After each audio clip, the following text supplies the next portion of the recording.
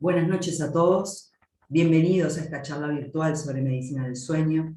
Y para empezar quiero agradecer a Fundación Diabetes del Uruguay y especialmente a su presidente, la señora Giselle Monsegui, por haberme convocado para charlar con ustedes sobre este tema tan importante.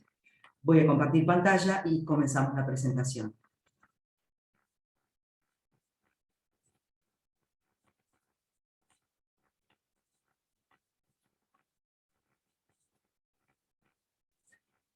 Bien, lo primero es comentarles si existe alguna relación entre el sueño, el buen sueño y el mal sueño, la obesidad y la diabetes. Ese es el tema de la charla. Mi nombre es Cecilia Orellana, yo soy neuróloga, soy presidente de la Asociación de Sueño del Uruguay y desde hace muchos años trabajamos para estimular, junto con las personas integrantes de la asociación, el hecho de que el dormir bien es imprescindible para la vida. Y en esta ocasión vamos a ver la relación con la diabetes y la obesidad. ¿Qué es el sueño? Vamos a empezar por una definición. El sueño es un cambio completo dentro de nuestro organismo que no solamente involucra al cerebro, a pesar de que es el cerebro quien lo comanda. A esto le llamamos un programa fisiológico completo, distinto de la vigilia y que ocurre en todo el organismo, pero está comandado por el cerebro. En primer lugar, tenemos comportamientos específicos. Hay un reposo motor, hay una disminución de la percepción de las cosas que suceden alrededor nuestro. Entre otras cosas, por ejemplo, la audición. A pesar de que oímos durante la noche, obviamente un ruido nos despierta, pero nuestro umbral de percepción, es decir, el volumen del ruido, las características del ruido, son diferentes que durante la vigilia. También tenemos posiciones corporales específicas, y hay ritmos nocturnos, específicamente el humano está hecho para dormir de noche, que lo vamos a ver a continuación en otras diapositivas. Básicamente durante el día atravesamos en tres estados fisiológicos diferentes. Uno es el de la vigilia, el que nos ocupa en este momento, en el cual estamos alertas, estamos mirando nuestro entorno, estamos volcados hacia el exterior de alguna manera. Cuando dormimos, que ocupa un tercio de nuestra vida, usamos un tercio de nuestra vida para dormir, durante un 75% de la noche dormimos en un estado de sueño que se llama no REM, por oposición al sueño REM. El sueño no REM es un sueño de descanso, es un sueño que tiene unas determinadas características en el electroencefalograma que estamos viendo aquí, y que involucra en distintos centros cerebrales a todo el cerebro, y que es muy importante para nuestro descanso. El sueño REM ocupa 25% de la noche, y se llama así porque se acompaña de movimientos oculares rápidos, que en general son horizontales, algunos son verticales, y que algunas teorías indican que estamos de alguna manera mirando hacia el interior de nuestro cerebro, la actividad que sucede en nuestro interior, que habitualmente son los ensueños, es decir, la actividad onírica, que ocurre con más frecuencia durante el sueño REM. La mayor parte de un sueño es ocurrir en esta etapa, a pesar de que también podemos soñar durante el sueño no REM. ¿Cómo se organiza el sueño a lo largo de la noche? Básicamente tenemos ciclos de sueño, y estos ciclos de sueño varían desde cuando estamos despiertos a cuando entramos en sueño no REM en una profundización creciente a través de varias etapas, de la N1 al N3, y luego unos 90 a 120 minutos después sobreviene un periodo de sueño REM. A este ciclo, desde estar despiertos al primer REM y luego de REM en REM, son lo que llamamos ciclos de sueño nocturnos, que puede haber entre 3 a 5. Esto es un diagrama ideal, no tiene que haber 5 obligatoriamente, con 4, 3, menos de 3 no es normal, es entre 3 y 5, que dependen de cada individuo y de la noche. Las características del sueño indican que al inicio de la noche hay mayor porcentaje del llamado sueño no REM, y al final de la noche, en la segunda mitad, predomina el sueño REM. Además, el sueño en sus características cambia entre los adultos jóvenes y las personas que tienen mayor edad. En definitiva, el adulto joven tiene mucho más porcentaje y más profundidad de su sueño no REM al inicio de la noche, y también mayor duración de su sueño REM. Además, tiene menos fragmentación, esto es, se despiertan menos veces que la persona mayor. La persona mayor, hablamos de mayor de 50 años, entre 50 y 60, Tiene sueño no REM, por supuesto, pero está más fragmentado, o sea, ven que estas liñitas que vemos hacia arriba significa que se despierta mayor cantidad de veces durante la noche, y esto hace que se fragmente más el sueño y que disminuya a veces la cantidad de sueño no REM, así también como la cantidad de REM. ¿Qué otra cosa sucede durante la noche? Cambia nuestra fisiología, como dijimos. Hay cambios en el ritmo del corazón, en el cual durante el sueño no REM se vuelve más estable, más regular, tenemos menos posibilidad de arritmias, y durante el sueño REM es al revés.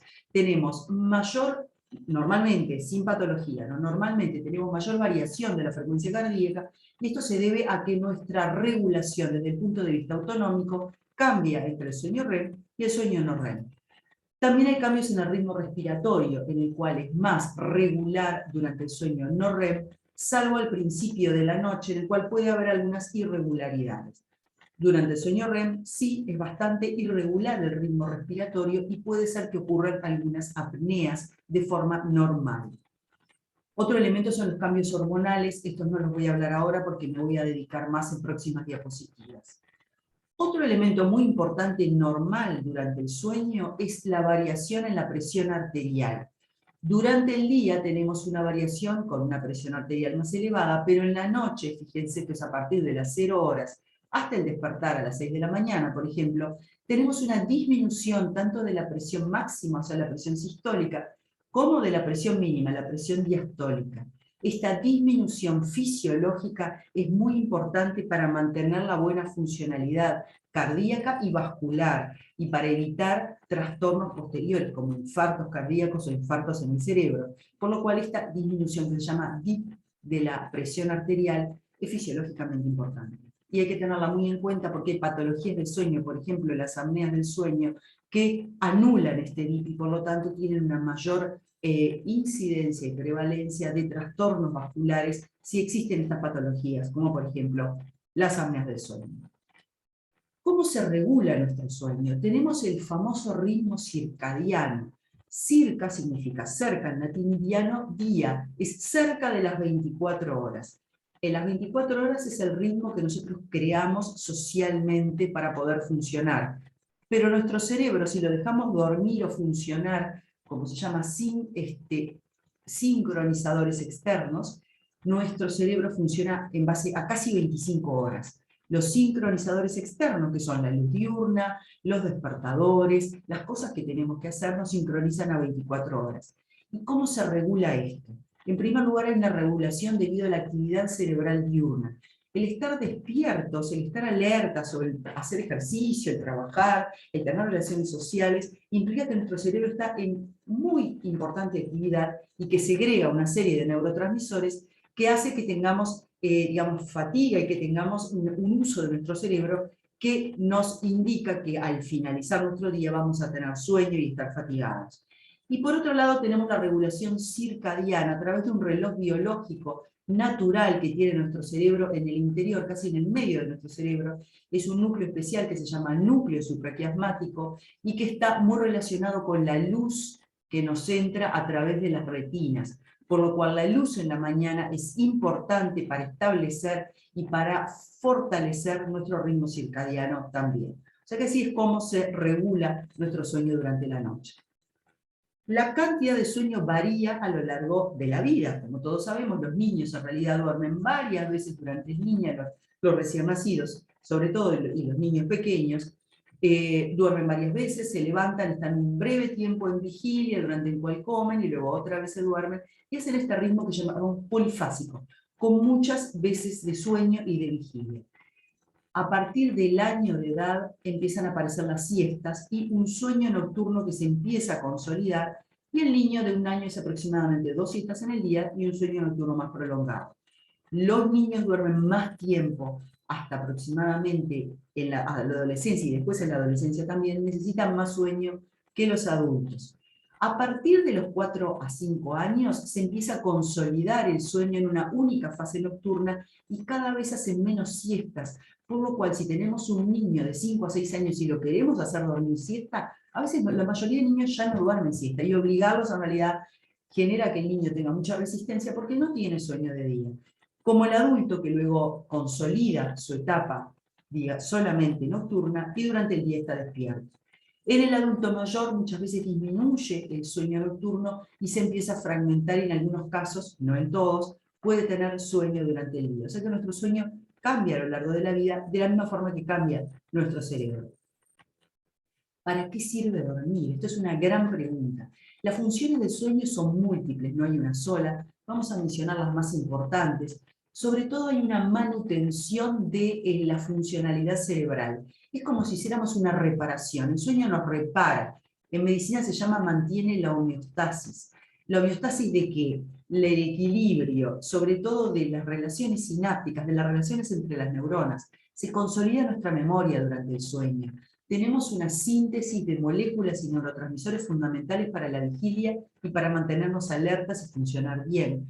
Hay una limpieza de metabolitos, o sea, de sustancias tóxicas o sustancias de la vigilia que necesitamos eliminar, así que también hay una limpieza durante la noche, entre comillas. Hay un ahorro energético, hay una regulación tanto de la parte vascular como del metabolismo energético y de las funciones endócrinas, fundamental para lo que estamos tratando, para la diabetes y para otras enfermedades endocrinológicas. Hay una reparación de los tejidos, por ejemplo, de la piel. Dormir bien nos mantiene más jóvenes y nos mantiene la piel en buen estado, y también se mejora el sistema inmunológico. Esto es muy importante en estas épocas de pandemia, donde nuestro sistema inmunológico debe estar en óptimas condiciones. Por lo cual, dormir bien es absolutamente indispensable para mantener nuestra salud. Bueno, ahora vamos a entrar en el tema por el cual estamos reunidos, que es, ¿existe una relación entre la obesidad, dormir mal y la diabetes? Sí, y es una relación peligrosa, que es lo que vamos a contarles a continuación.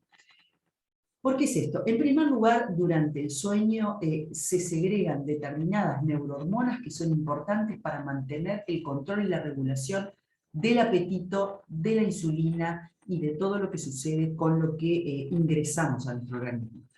Básicamente las hormonas están a nivel cerebral, en un sector central e inferior del cerebro, a través de dos estructuras muy importantes.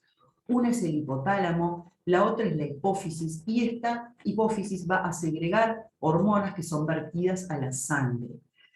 Para hacer un ejemplo sencillo, es como si estuviéramos pensando en un auto que va en una carretera. El conductor es el hipotálamo, es el que dice dónde vamos a ir. La hipófisis es todo el coche con su motor, que obedece a las leyes del hipotálamo y va a donde el hipotálamo le va indicando, donde le va indicando el conductor. Y las hormonas son las ruedas del auto, que son las que obedecen a todo y saben a dónde van a ir. ¿Qué pasa con dos hormonas muy importantes? Una es el cortisol, fundamental para mantener una serie de funciones durante el día. El cortisol tiene un ritmo circadiano, o sea, un ritmo durante el día y la noche.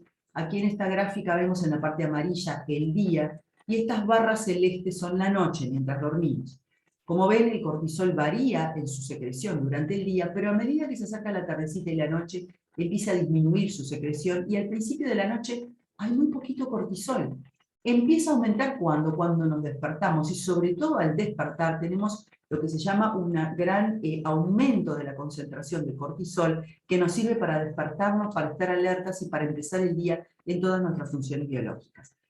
Pero además el cortisol también regula la insulina y también regula el metabolismo de la glucosa. O sea que es importante esta regulación y tener esta disminución durante la noche para que el pico diurno sea muy bueno.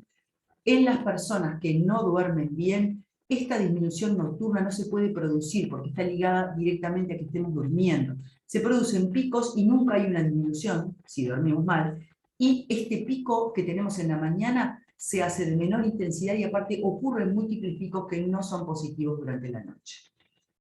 Otra hormona muy importante es la hormona del crecimiento. Disculpen, este diapositivo está en inglés. Este growth hormone significa hormona del crecimiento. ¿Qué hace la hormona del crecimiento? Estimula todo nuestro organismo para mantenerse, si somos niños o adolescentes, para crecer, y cuando somos adultos nos mantiene, y por supuesto a medida que pasa la edad disminuye la secreción de hormona del crecimiento. Pero básicamente, ¿a qué está ligada? Está ligada al sueño llamado no REM. ¿Y cuándo se segrega? Al inicio de la noche. Distinto al cortisol, que al inicio de la noche bajaba mucho su secreción, la hormona del crecimiento aumenta de forma muy importante al inicio de la noche, y luego disminuye su secreción a medida que termina la noche, y en el día en realidad se secreta muy poco, sobre todo en la tarde se secreta muy poco. ¿Qué pasa si alguien duerme mal? Ocurren varios picos no deseados durante el día, y a veces se puede segregar de noche si se duerme. Si no se duerme, no hay secreción, o hay una secreción mucho menor. El otro elemento que también aumenta la secreción de la hormona de crecimiento es el ejercicio físico. Son los dos estímulos principales que tiene esta hormona de crecimiento. Debido a esta secreción durante el sueño, es fundamental que los niños duerman, que duerman bien y que duerman la cantidad de horas que necesitan, que no interrumpan su sueño y que duerman en buena calidad durante la noche para poder crecer en buenas condiciones. Esto es realmente muy importante. ¿Qué otras hormonas regulan el peso, la saciedad, el hambre y la regulación de la insulina? Hay dos muy importantes. Hay una que se llama grelina. La grelina es la hormona del hambre.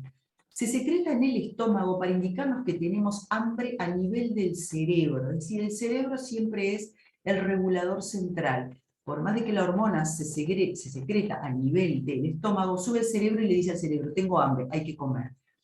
¿Qué pasa cuando no dormimos? O si dormimos poco, o si nos quedamos sin dormir porque trabajamos de noche, o porque nos quedamos mirando una película, o porque tenemos una patología de sueño y no dormimos bien. La grelina, en lugar de disminuir su secreción durante la noche, como sucede habitualmente, se continúa segregando. Entonces, ¿qué pasa? El cerebro identifica que tiene hambre, hambre, hambre, hambre, y entonces se sigue comiendo durante la noche, lo cual favorece el aumento de peso, porque hay un aumento del hambre, pero aparte hay un aumento de la necesidad de comer determinadas características de alimentos, que son sobre todo alimentos dulces, carbohidratos. Esto hace que cada vez tengamos más hambre de carbohidratos, y en la noche cambia nuestro metabolismo. Entonces tenemos una tendencia a engordar más si comemos en la noche.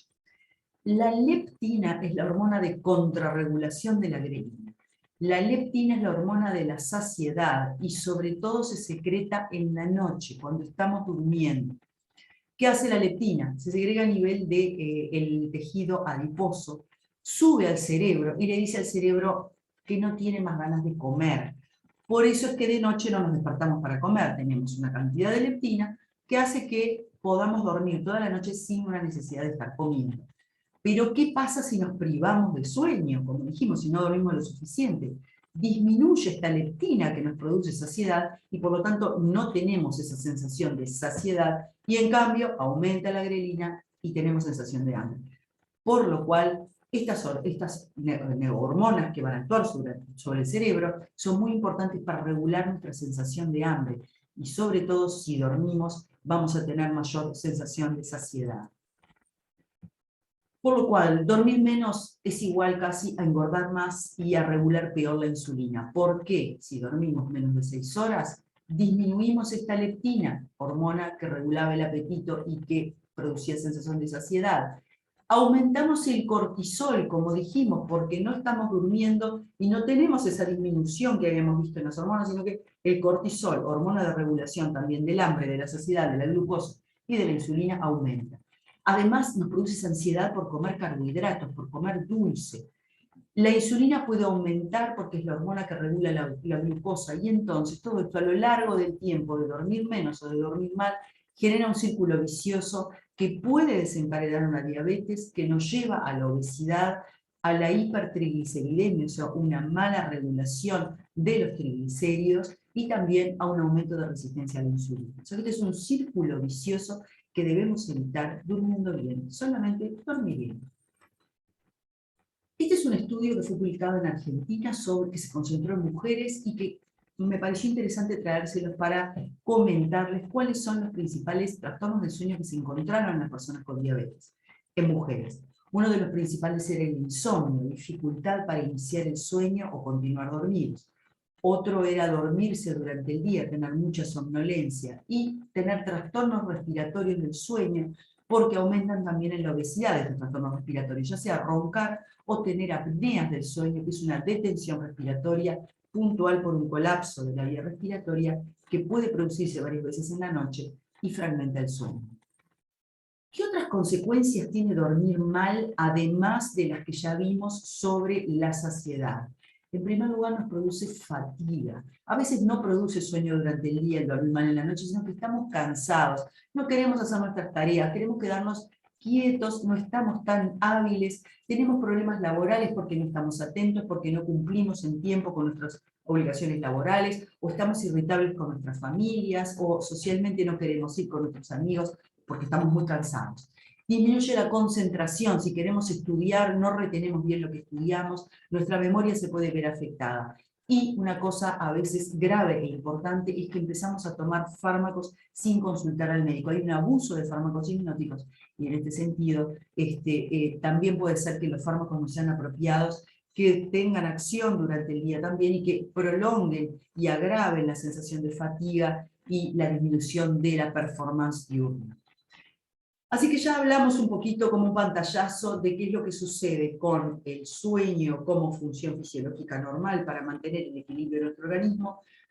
¿Qué pasa cuando nos privamos del sueño con la glucosa, con el hambre, con la obesidad y con la diabetes? Y ahora vamos a pasar a cómo dormir mejor, mantener una buena calidad de sueño para poder evitar la diabetes. En primer lugar, definir el buen dormir. Tenemos que tener una buena calidad de sueño. ¿Y cómo sabemos que tenemos una buena calidad de sueño? Básicamente porque al otro día nos sentimos reposados y descansados y podemos funcionar bien.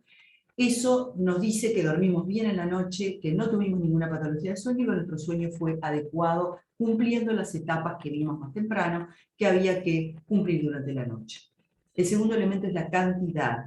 No es lo mismo dormir 5 horas que dormir 7 o 8 horas. Necesitamos una cantidad determinada de sueño que es, dentro de todo, individual. A pesar de que hay medias de sueño, o sea, promedios de sueño, no tenemos el mismo promedio de sueño todos. Algunos necesitamos 7 horas, otras personas necesitan 8 horas y ambos son normales.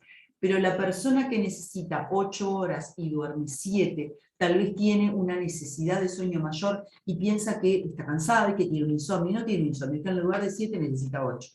Lo mismo pasa con la que necesita 7 horas si se quiere obligar a dormir 8 horas. Se despierta cuando ya el cerebro dice, ya dormí lo suficiente.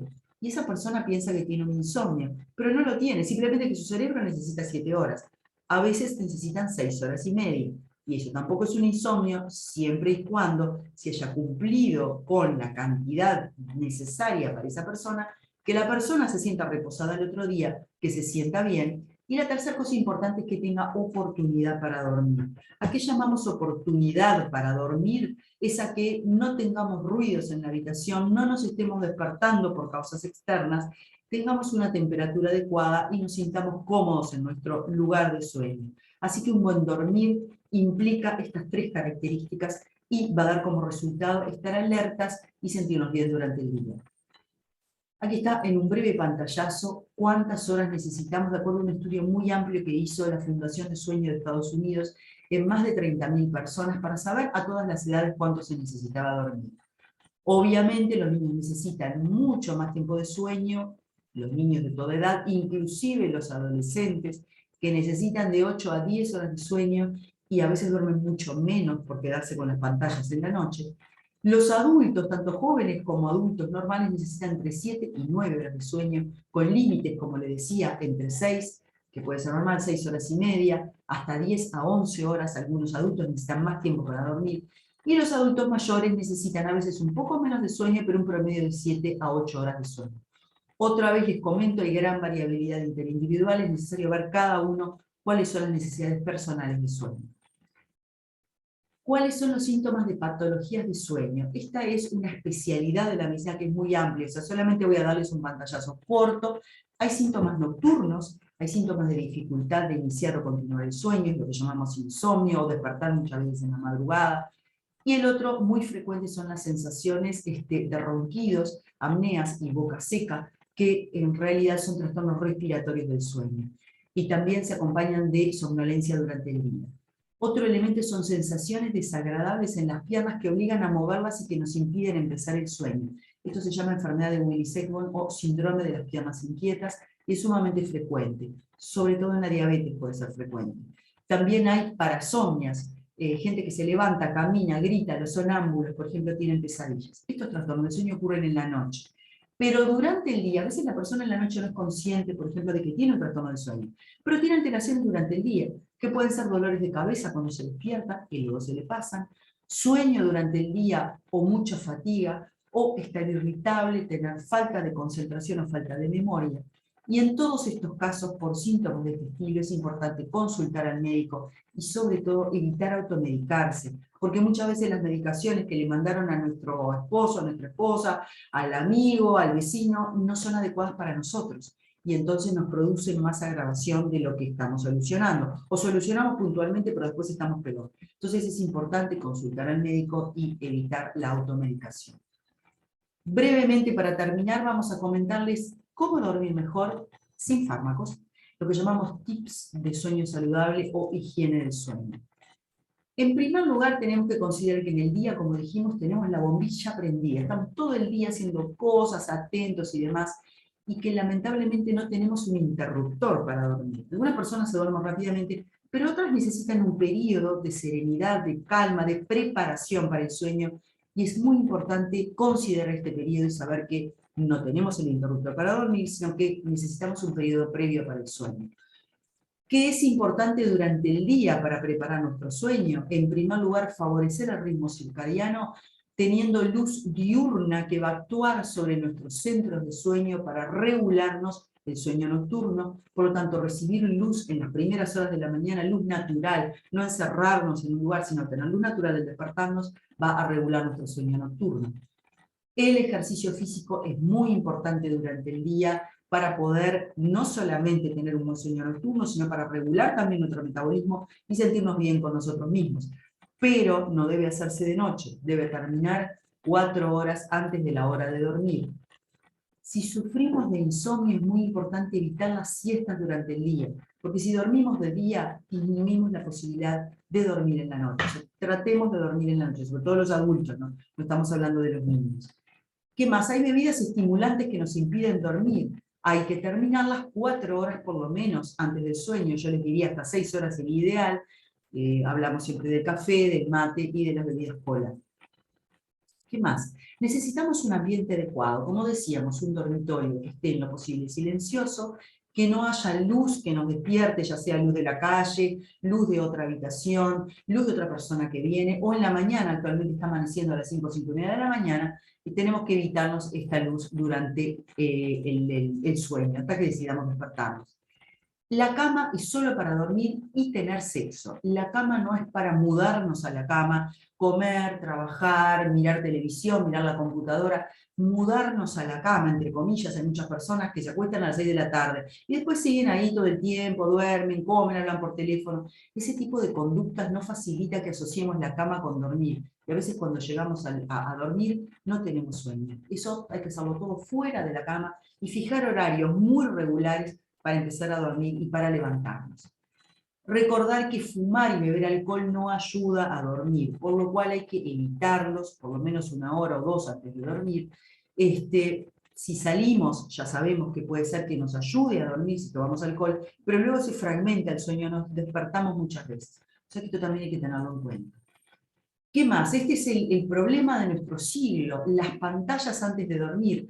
Siempre pensamos, bueno, ya llegué cansado, ahora me voy a descansar. Para lo cual voy a mirar la televisión, una serie en Netflix, por ejemplo, Netflix o cualquier otra serie, o cualquier otra novela o cosa que queramos mirar en la televisión, en el celular o en las pantallas. ¿Qué pasa con esto? Las pantallas emiten una luz que nos impide dormir, es una luz a predominio azul. Nuestro cerebro, a pesar de que no veamos en azul, ¿no? Ese tipo de radiación que emiten. El cerebro a la radiación azul la interpreta como luz del día y entonces nos impide dormir de forma mejor. Además, las pantallas y el teléfono nos estimulan desde el punto de vista cognitivo, porque por más que miremos esas series que decimos, esta serie es light, es divertida, no me va a producir nada, eso divertido nos está estimulando el cerebro de la misma manera que algo más pesado. Ni les cuento si miramos los informativos o los informes del coronavirus. Ese tipo de cosas nos dejan muy ansiosos y no nos permiten dormir mejor.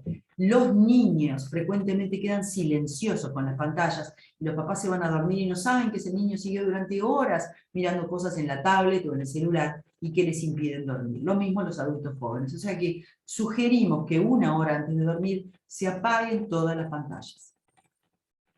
¿Qué otra cosa nos pasa? A veces nos llevamos trabajo antes de dormir y queremos tener el interruptor. Trabajé hasta las 11:30, 12 de la noche, después me quiero dormir enseguida. Quedamos muy estimulados con el trabajo, muy angustiados, a veces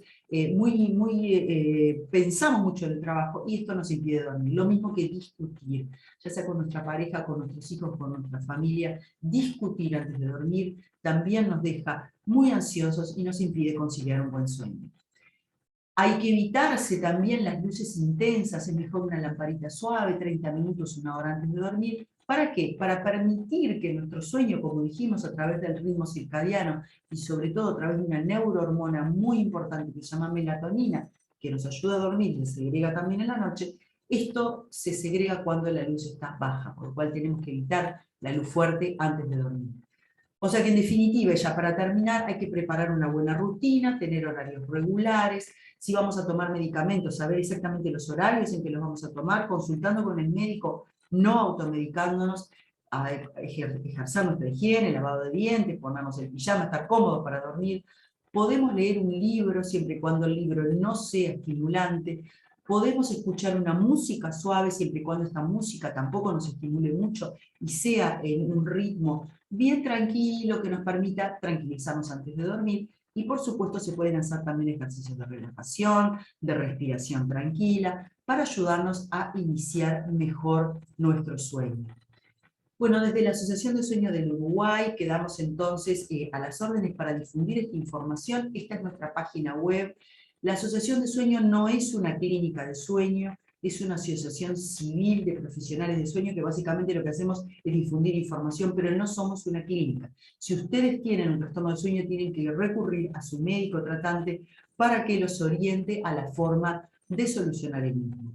Así que bueno, les agradezco mucho por su atención, espero que duerman muy bien y bueno, esperamos vernos en algún rato más y poder bueno, compartir sobre estos temas. Gracias a todos.